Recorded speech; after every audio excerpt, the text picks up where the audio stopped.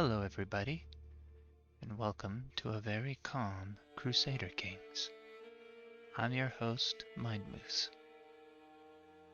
This is a very special episode because for the first time, my cat is watching. My cat's name is Marble. Hopefully she isn't too disruptive.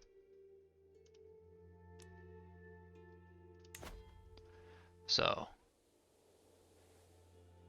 we are continuing our game as King Ricat II of Herne of Cornwall. Now,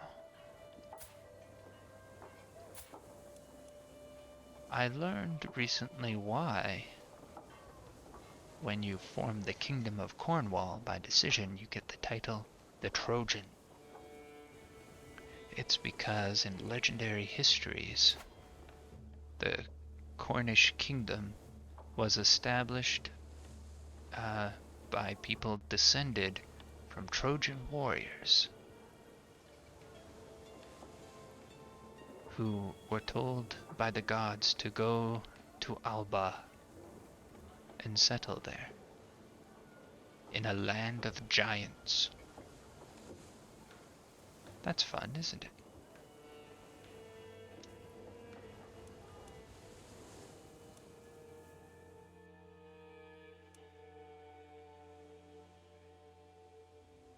So, I've already done the basics of preparing this area, or for preparing my kingdom immediately following the succession.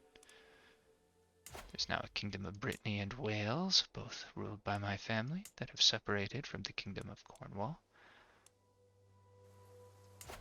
We have claims on each other, so they don't want to agree to an alliance. That's really too bad, because I would love to help them. And I don't really want their land.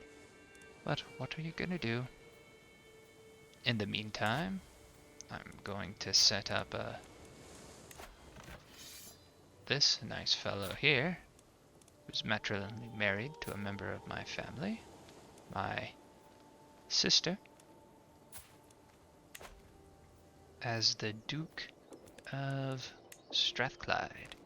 They're Cumbrian, which makes them a nice Brittonic culture just like me. We want to spread the Brittonic cultures, the Welsh,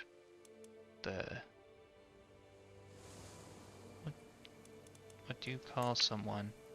Cumbrian.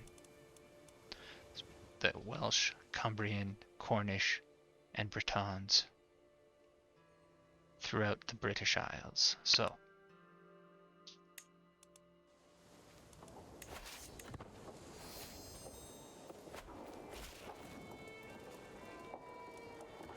there, very nice. Oh, my cat is coming to join us now. Hopefully she remains nice and calm. Who's this person I just formed an alliance with? Let's see. Oh, that's what happened there. Okay.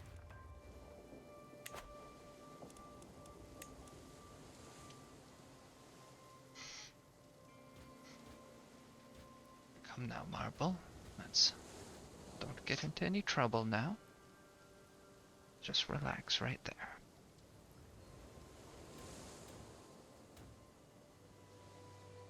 Okay.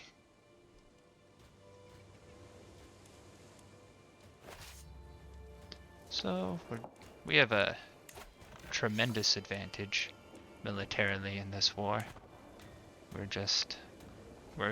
gonna try and make it quick, and then I can move on to using my very high piety gain. Oh, this is my son. His education is of critical importance. Now, let's see. Trusting's not really, it's not bad.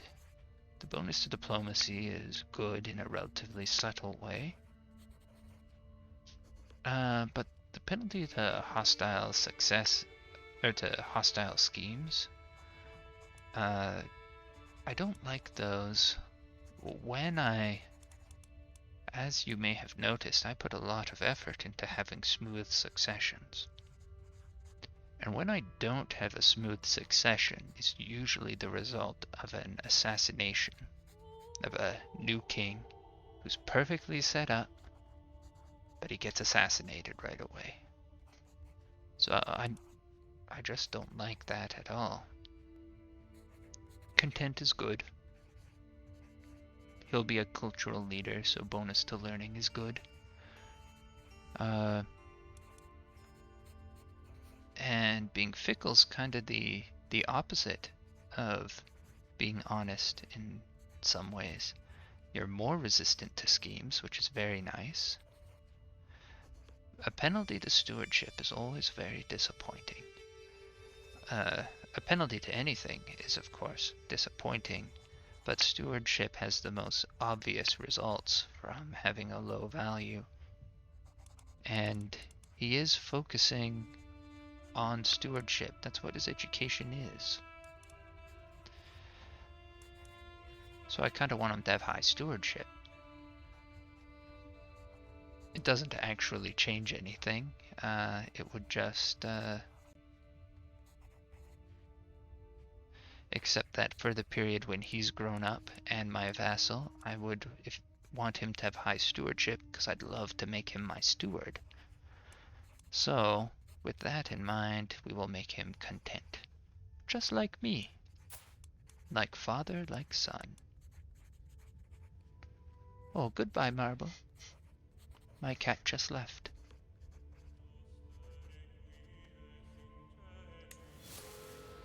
Oh no, I've been overwhelmed by stress.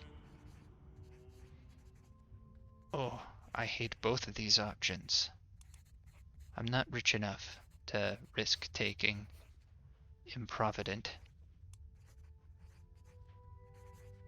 Minus 15% income. Wow. I can overcome this by taking medicine second. So when I finish theology, I can focus on whole of body. And I'll make a beeline for iron constitution. And then being flagellant won't be too bad.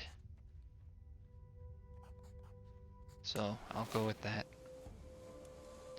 And that's just... Okay, good. I have a very skilled... well, moderately skilled... physician here.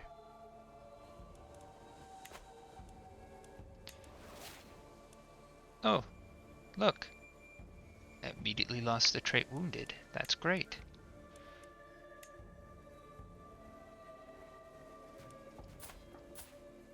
How did he get imprisoned all the way over there? That must have been after one of our wars. So I realized just recently that when you have guests in your court, like these two, if they're not married, if they're single, like this one, you can arrange a marriage between them and, if I do this, she'll just join my court. Same for men, it doesn't even need to be a matrilineal marriage. Now, it's a subtle thing, but that's actually a game changer, because, maybe not in this particular game, but if you're taking the erudition path, Vibrant Court is really good once you have the money to recruit the people who come to your court. The higher quality of guests is actually really strong. But you need to have the money, which makes it not that useful really early in the game. Well, if you can just do it easily through marriage, which it turns out you can, suddenly erudition, instead of being something that's only good, it's a long game strategy, that's what I thought, where higher levels of erudition are some of the best in the whole game. treasured knowledge, plus 20% development growth. That's huge. True believers, domain taxes of your faith, plus 5%. Huge. More piety from pilgrimages, plus 30%. Huge. Bureaucrats, the best of the finishers in the game. Well, now, the first one is also good. Because you don't need to spend lots of money to use it.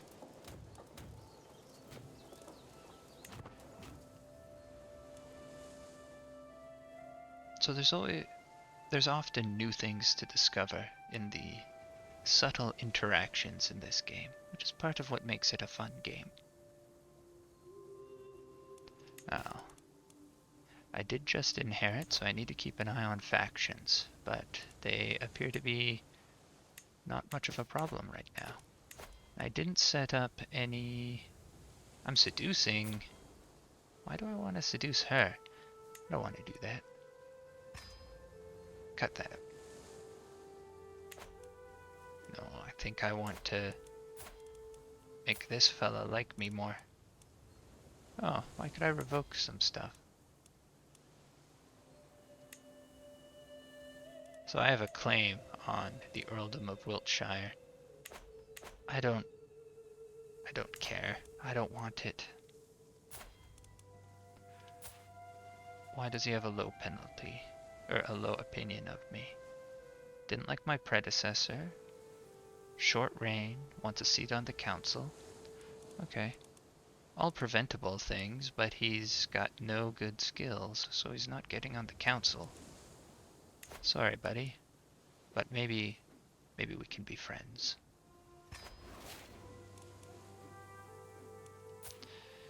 Now, I would very much like him to have a smooth succession. That means that I want to get him a second duchy. And I want to educate both his son and his grandson so that they're both very competent. At the moment, really, my goal is actually to make him become the Anglo-Saxon cultural head. At least my goal in relation to Wiche. So, why is that good? Well, it's because eventually I'm going to start focusing on development in Berkshire. Gonna want to give them a coinage contract. Or wait, is it Oxfordshire, the capital? Where's their capital? Gloucestershire? It's Gloucester. Gloucestershire, I think is how that would be pronounced. I'm not positive. Okay, so it's Gloucestershire. That is the capital. Oh, that's nice. So, I can get them a coinage contract. Focus on their development. I explained why that would be good for my development overall in a previous video, so I won't go into it again. But if he's the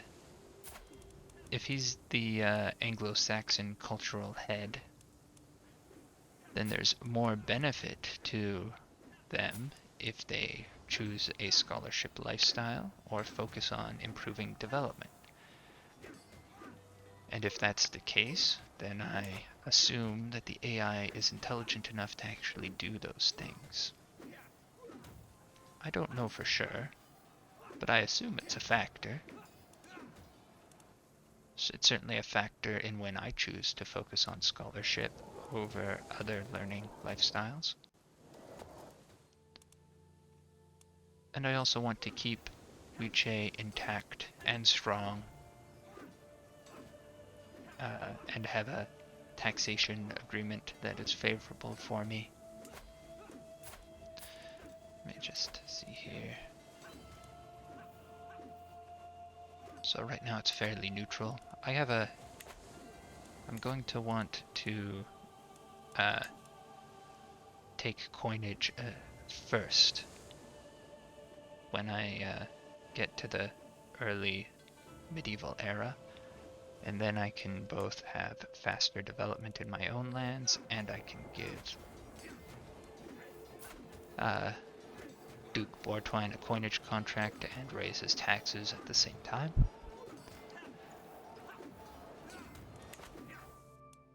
Which I would be quite happy about.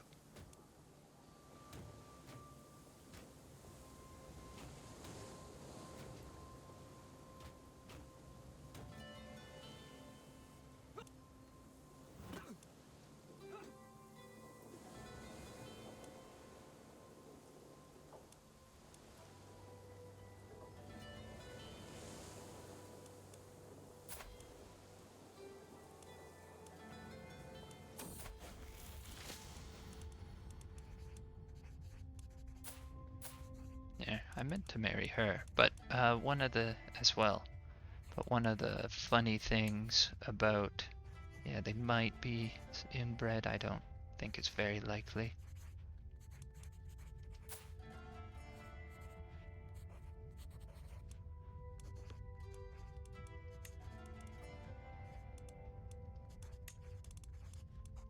Let's just see what my, oh, someone who's beautiful. Well, level 3 traits are better than level 2 traits. There we go.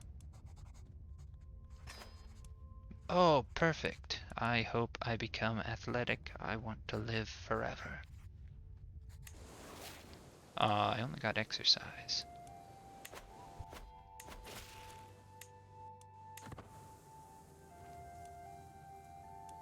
There, more marriages.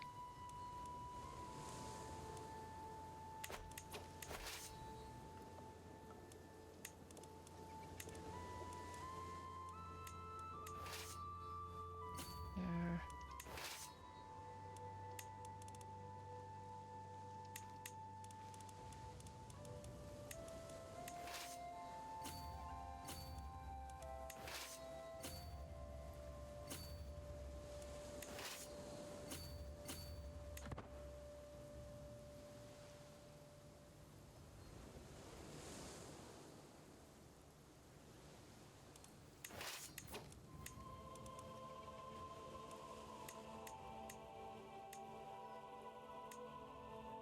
So since I have such a tremendous military advantage right now, I'm just splitting up my army for some carpet sieging.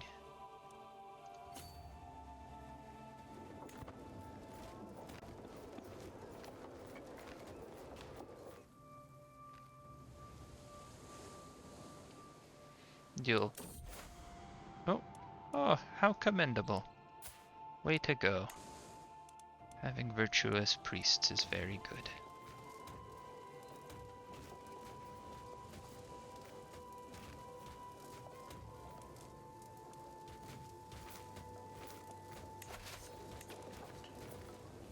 Oh, looks like he just hired some mercenaries. Gotta go. They can come and fight me here. Uh-oh. They're gonna go after my carpet sieging fellas. That's too bad. Oh well, maybe I'll catch up to them.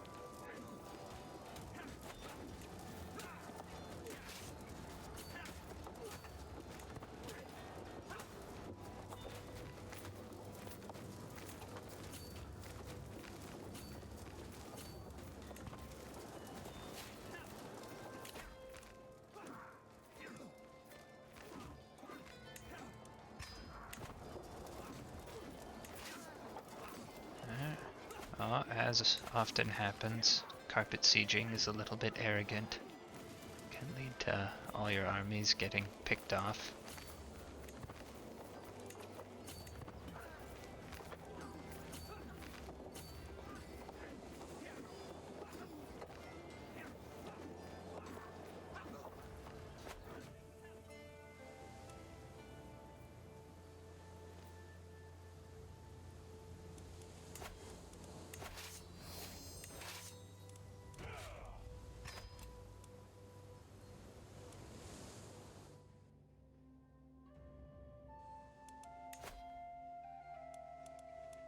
have so many archers. That is wonderful. I don't want another set of light footmen though, so let's just get rid of them entirely. Don't want to pay their upkeep. The next thing, what I want to add next is actually some heavy infantry. The reason for that is that there's a unit. Whoa! That doesn't. I mean, it says I have the advantage. So hopefully that works out. Where'd all those soldiers come from? Let's see. What's he doing here? How'd he get more mercenaries? Doesn't seem likely. Thought he already hired mercenaries. Oh well.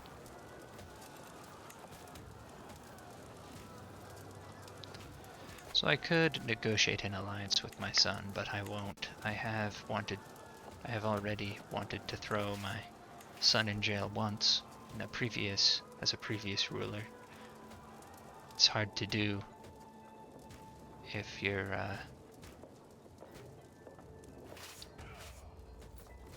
it's hard to do that if you have an alliance. You need an actual legal reason.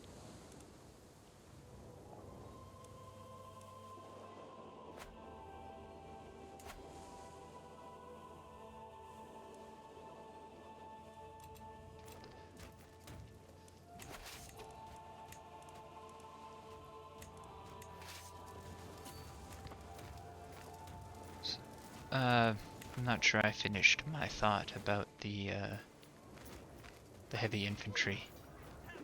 Norse have a special unit that is a type of spearman that counters archers. It's not very strong, but it's very cheap, and it's spears, which means it's weak against heavy infantry.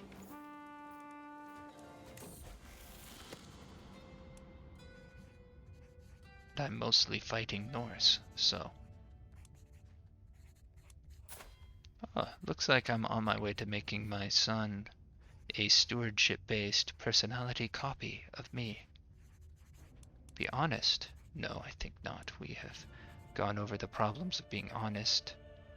Deceitful might be okay, and it's not a sin for my particular religion, so that might be kind of fun to have a character who's unusually good at intrigue. Or he can be humble, which means lots of piety.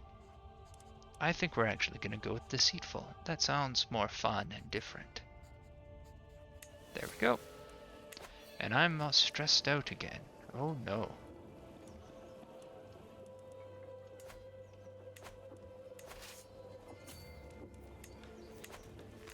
Oh, I just won the war. Okay, thank you. There we go.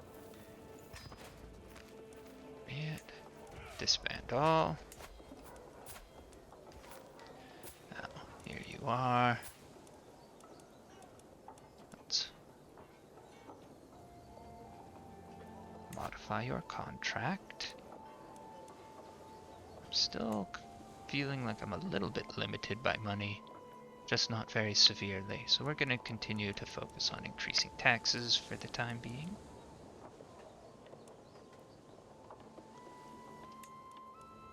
Also, increasing their levy contribution makes it harder for them to defend themselves from rebels. So, he's not rich enough to pay any taxes at all. So, okay. We'll raise that. That's fine.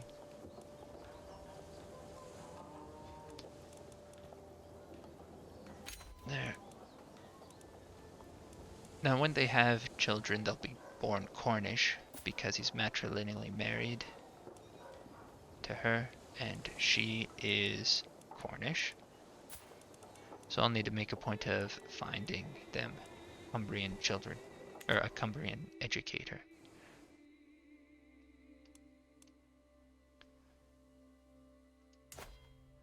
Okay, and now I am well positioned for fighting many holy wars. Look at this. I can take chunks of England. I can take chunks of Scotland. I can walk right into Ireland. I don't even need to buy a boat. Wonderful. Now, are any of these already feudal? Tribal. Tribal.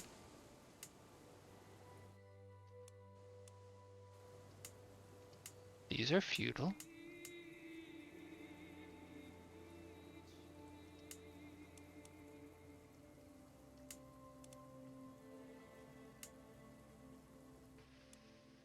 I'd rather take feudal places first. I think they're more valuable to me as a feudal ruler than taking tribal places. But the nice thing about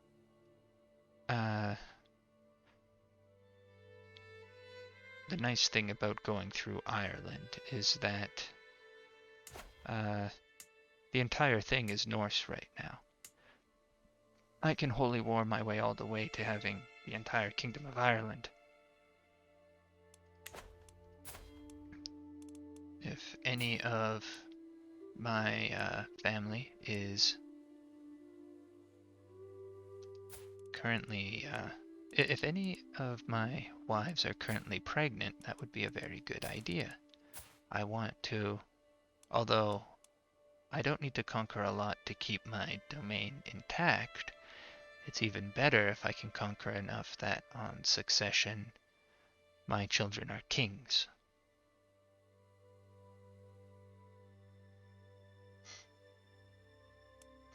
So, but unless I have maybe members of my court that I would like to give land to, I don't want to hold on to any tribes myself. Yeah, I'm not sure exactly which one I would need to do.